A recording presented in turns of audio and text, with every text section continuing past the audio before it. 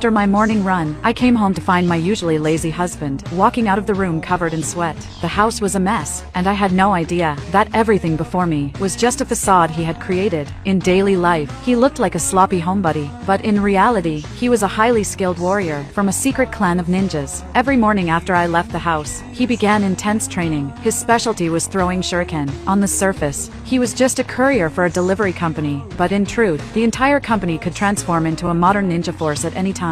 Only his closest brothers knew his real identity, but what he didn't know was that I, too, was a ninja. During my morning jogs, I would secretly practice light footwork. Neither of us knew who the other really was, and as time passed, our relationship grew distant. My younger sister, who was also a ninja, never approved of our marriage. She believed that a union between a ninja and an ordinary person could never last. The next day, I received a new mission. My orders were to assassinate a high-ranking councilman. At the same time, my husband's company was mobilized to protect that very same councilman. We were destined to face each other. I went to the secret base to prepare my weapons and get ready for the operation. When I came home, I found my husband gaming lazily again. He even asked me to make dinner. I silently complied, but when the meal was ready, he refused to eat. To make things worse, I saw that he had used my favorite book to prop up the table leg. We ended up in another argument. Tired of the constant fighting, my husband began reminiscing about happier times. Once, we were so in love. He couldn't understand how we'd grown so far apart. He remembered that I had once told him that the book was precious to me since childhood. So,